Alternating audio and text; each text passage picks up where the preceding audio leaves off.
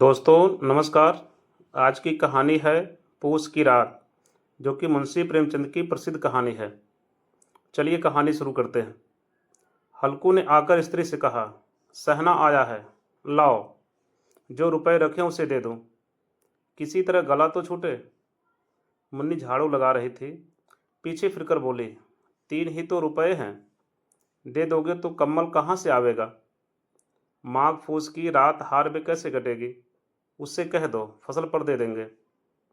अभी नहीं। हल्कू एक क्षण अनिश्चित दशा में खड़ा रहा। पोष सिर पर आ गया। कम्बल के बिना हार में रात को वह किसी तरह नहीं जा सकता। मगर सहना मानेगा नहीं। घुड़कियां जमावेगा, गालियां देगा। बला से जाड़ों में मरेंगे, बला तो सिर से टल जाएगी। यह सोचता हुआ वह अपना भारी भरकम डील लिए हुए, जो उसके नाम को झूठ सिद्ध करता था, स्त्री के समीप आ गया और खुशामद करके बोला, ला दे दे, गला तो छूटे। कम्बल के लिए कोई दूसरा उपाय सोचूंगा। मुन्नी उसके पास से दूर हट गई और आंखें तरेरते हुए बोली, कर चुके दूसरा उपाय, जरा सुनो तो कौन सा उपाय करोगे। कोई खैरात दे देगा कम्बल। न जाने कितनी बाकी है, जो किसी तरह चुकने ही नहीं आती। मैं कहती हूँ, तुम क्यों नहीं खेती छोड़ देते। मरमर कर काम करो, उपज हो तो बाकी दे दो। चलो छुट्टी हुई। बाकी चुकाने के लिए ही तो हमारा जन्म हुआ है। पेट के लिए मजूरी करो, ऐसी खेती से बाज आए। मैं रुपए न दूंगी न दूंगी। हल्कू उदास होकर बोला, तो क्या गाली खाऊं। मुन्नी ने तड़प कर कहा, गाली क्यों देगा, क्या उसका राज है। मगर यह कहने के साथ ही उसकी तनी हुई भवें ढीली पड़ गई। हल्कू के उस वाक्य में जो कठोर सत्य था, वह मानो एक भीषण जंतु की भांति उसे घूर रहा था। उसने जाकर आले पर से रुपए निकाले और लाकर हल्कू के हाथ पर रख दिए। फिर बोले, तुम छोड़ दो अब की इसे खेती। मजूरी में सुख से एक रोटी तो खाने को मिलेगी, किसी की धौंस तो न रहेगी। अच्छी खेती है, मजूरी करके लाओ, वह भी उसी में झोंक दो, उस पर धौंस। हल्कू ने रुपए लिए और इस तरह बाहर चला मानो अपना हृदय निकाल कर देने जा रहा हो।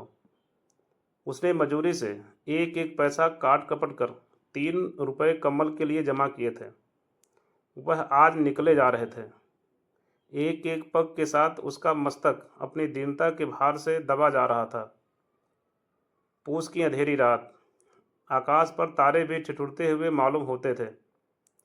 हल्कू अपने खेत के किनारे ऊख के पत्तों की एक छतरी के नीचे बांस के खटोले पर अपनी पुरानी गाढ़े की चादर ओढ़े पड़ा कांप रहा था। खाट के नीचे उसकी संगी कुत्ता जबरा पेट में मुंह डाले सर्दी से कूं कर रहा था। दो में से एक को नींद भी न आती थी। हल्कू ने घुटनियों को गर्दन में चिपकाते हुए कहा, क्यों जबरा, जाड़ा लगता है। कहता तो था घर में पुआल पर लेट रहा। तो यहाँ क्या लेने आए थे। अब खाओ ठंड, मैं क्या करूँ। जानते थे मैं यहाँ हलवा पूड़ी खाने आया हूँ। दौड़े दौड़े आगे आगे चले आए। अब रो नानी के नाम को। जबरा ने पड़े पड़े दुम हिलाई और अपनी कूकू को दीर्घ बनाता हुआ एक बार जम्हाई लेकर चुप हो गया। उसकी स्वान बुद्धि ने शायद ताड़ लिया, स्वामी को मेरी कूकू से नींद नहीं आ रही है। हल्कू ने हाथ निकालकर जबरा की ठंडी पीठ सहलाते हुए कहा, कल से मत आना मेरे साथ, नहीं तो ठंडे हो जाओगे। यहाँ रात पछुआ न जाने कहाँ से बर्फ लिए आ रही है। उठूं फिर एक चिलम भरूं, किसी तरह रात तो कटे। 8 चिलम तो पी चुका। यह खेती का मज़ा है। और एक एक भगवान ऐसे पड़े हैं जिनके पास जाड़ा जाए तो गर्मी से घबरा कर भागे। मोटे मोटे गद्दे, लिहाफ, कम्बल। मजाल है जाड़े का गुजर हो जाए। तकदीर की खूबी, मजूरी हम करें, मज़ा दूसरे लूटें। हल्कू उठा, गड्ढे में से जरा सी आग निकालकर चिलम भरी। जबरा भी उठ बैठा। हल्कू ने चिलम पीते हुए कहा, पिएगा चिलम, जाड़ा तो क्या जाता है, जरा मन बदल जाता है। जबरा ने उसके मुंह की ओर प्रेम से छलकती हुई आंखों से देखा। हल्कू आज और जाड़ा खा ले, कल से मैं यहाँ पुआल बिछा दूंगा, उसी में घुसकर बैठना, तब जाड़ा ना लगेगा। जबरा ने अपने पंजे उसकी घुटनियों पर रख दिए और उसके मुंह के पास अपना मुंह ले गया। हल्कू को उसकी गर्म सांस लगी। चिलम पीकर हल्कू फिर लेटा और निश्चय करके लेटा कि चाहे कुछ हो, अब की सो जाऊंगा। पर एक ही क्षण में उसके हृदय में कंपन होने लगा। कभी इस करवट लेता, कभी उस करवट, पर जाड़ा किसी पिशाच की भांति उसकी छाती को दबाए हुए था। जब किसी तरह ना रहा गया तो उसने जबरा को धीरे से उठाया और उसके सिर को थपथपाकर उसे अपनी गोद में सुला लिया। कुत्ते की देह से जाने कैसी दुर्गंध आ रही थी, पर वह उसे अपनी गोद में चिपटाए हुए ऐसे सुख का अनुभव कर रहा था जो इधर महीनों से उसे न मिला था। जबरा शायद यह समझ रहा था कि स्वर्ग यही है, और हल्कू की पवित्र आत्मा में तो उस कुत्ते के प्रति घृणा की गंध तक न थी। अपने किसी अभिन्न मित्र या भाई को भी वह इतनी ही तत्परता से गले लगाता। वह अपनी दीनता से आहत न था जिसने आज उसे इस दशा को पहुंचा दिया। नहीं, इस अनोखी मैत्री ने जैसे उसकी आत्मा के सब द्वार खोल दिए थे और उनका एक एक अणु प्रकाश से चमक रहा था। सहसा जबरा ने किसी जानवर की आहट पाई। इस विशेष आत्मीयता ने उसमें एक नई स्फूर्ति पैदा कर दी थी जो हवा के ठंडे झोंकों को तुच्छ समझती थी। वह झपट कर उठा और छपरी से बाहर आकर भौंकने लगा। हल्कू ने उसे कई बार चुमकार कर बुलाया, पर वह उसके पास ना आया। हार में चारों तरफ दौड़ दौड़ कर भूखता रहा। एक क्षण के लिए आ भी जाता तो तुरंत ही फिर दौड़ता। कर्तव्य उसके हृदय में अरमान की भांति उछल रहा था। 1 घंटा और गुजर गया। रात ने शीत को हवा से धधकाना शुरू किया। हल्कू उठ बैठा और दोनों घुटनों को छाती से मिलाकर सिर को उसमें छिपा लिया। फिर भी ठंड कम न हुई। ऐसा जान पड़ता था सारा रक्त जम गया है। धमनियों में रक्त की जगह हिम बह रहा है। उसने झुककर आकाश की ओर देखा। अभी कितनी रात बाकी है। सप्तर्ष अभी आकाश में आधे भी नहीं चढ़े। ऊपर आ जाएंगे तब कहीं सवेरा होगा। अभी पहाड़ से ऊपर रात है। हल्कू के खेत से कोई एक गोली के टप्पे पर आमों का एक बाग था। पतझड़ शुरू हो गई थी। बाग में पत्तियों को ढेर लगा हुआ था। हल्कू ने सोचा, चलकर पत्तियां बटोरूं और उन्हें जलाकर खूब तापूं। रात को कोई मुझे पत्तियां बटोरते देख तो समझे कोई भूत है। कौन जाने कोई जानवर ही छिपा बैठा हो। मगर अब तो बैठे नहीं रहा जाता।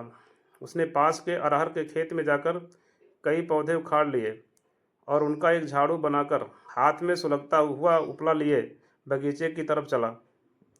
जबरा ने उसे आते देखा तो पास आया और दुम हिलाने लगा। हल्कू ने कहा, अब तो नहीं रहा जाता जबरू, चलो बगीचे में पत्तियां बटोर कर तापें। टाठे हो जाएंगे तो फिर आकर सोएंगे। अभी तो बहुत रात है। जबरा ने कूकू करके सहमति प्रकट की और आगे आगे बगीचे की ओर चला। बगीचे में खूब अंधेरा छाया हुआ था और अंधकार में निर्दय पवन पत्तियों को कुचलता हुआ चला जाता था।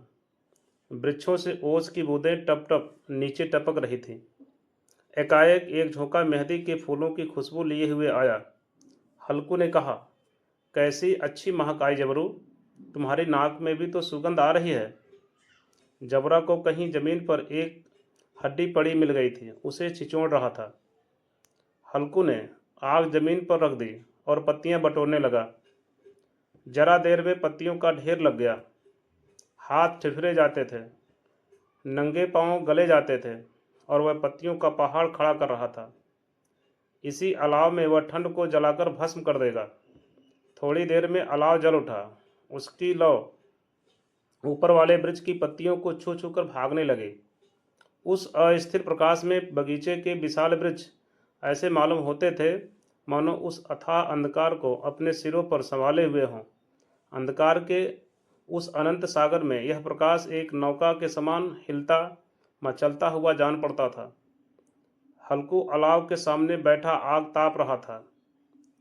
एक क्षण में उसने दोहर उताकर बगल में दबा ली, दोनों पांव फैला दिए, मानो ठंड को ललकार रहा हो। तेरे जी में जो आए सो कर।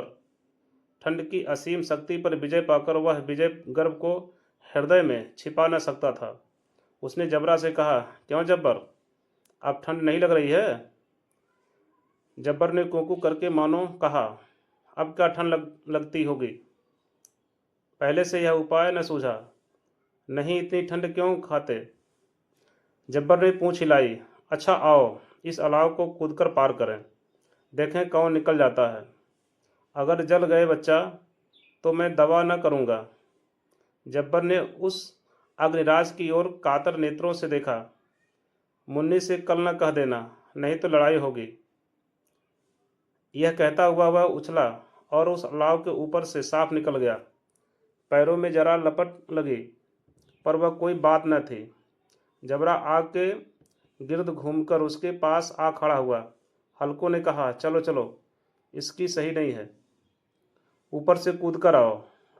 वह फिर कूदा और अलाव के इस पार आ गया। पत्तियां जल चुकी थीं। बगीचे में फिर अंधेरा छा गया था। राख के नीचे कुछ कुछ आग की बाकी थी, जो हवा का झोंका आ जाने पर जरा जाग उठती थी, पर एक क्षण में फिर आंखें बंद कर लेती थीं। हल्को ने फिर चादर ओढ़ ली और गर्म राख के पास बैठा हुआ एक गीत गुनगुनाने लगा। उसके बदन में गर्मी आ गई, पर ज्यों-ज्यों शीत बढ़ती जाती थी, उसे आलस दबाए लेता था।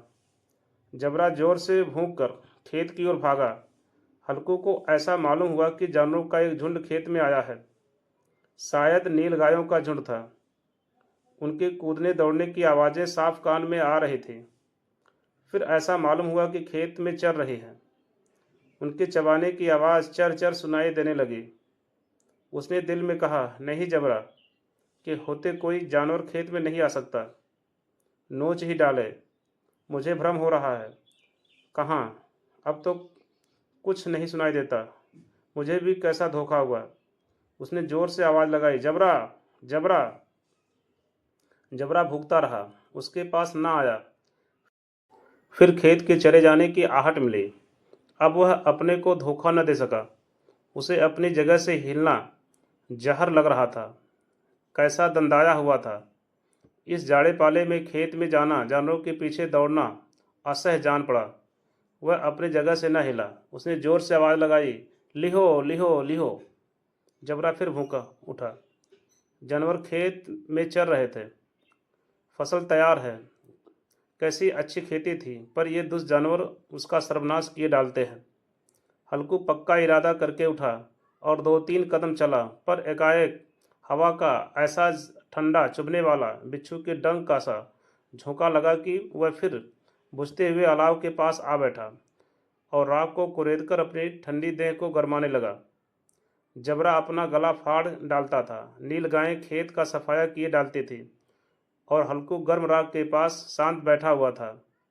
अकरमण्यता ने रस्सियों की भांति उसे चारों तरफ से जकड़ रखा था।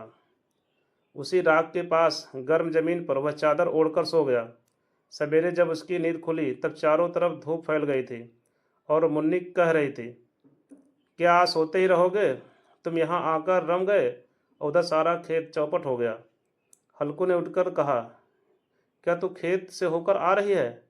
मुन्नी बोली, हाँ, सारे खेत का सत्यानाश हो गया। भला ऐसा भी कोई सोता है? तुम्हारे यहाँ मड़ैया डालने से क्या हुआ? हल्कू ने बहाना किया, मैं मरते मरते बचा, तुझे अपने खेत की पड़ी है। पेट में ऐसा दर्द हुआ कि मैं ही जानता हूँ। दोनों फिर खेत के डांड पर आए। देखा सारा खेत रौदा पड़ा हुआ है और जबरा मड़ैया के नीचे चित लेटा है, मानो प्राण ही न हो। दोनों खेत की दशा देख रहे थे। मुन्नी के मुख पर उदासी छाई थी, पर हल्कू प्रसन्न था। मुन्नी ने चिंतित होकर कहा, अब मजूरी करके मालगुजारी भरनी पड़ेगी। हल्कू ने प्रसन्न मुख से कहा, रात को ठंड में यहाँ सोना तो न पड़ेगा। आज की यह कहानी अब यहीं समाप्त होती है। यह कहानी आपको कैसी लगी कमेंट कर ज़रूर बताना। आप मुंशी प्रेमचंद की और कौन सी कहानी सुनना चाहते हैं कमेंट बॉक्स में लिखना। अन्य कहानियों के लिए चैनल को सब्सक्राइब अवश्य कर लेना। धन्यवाद।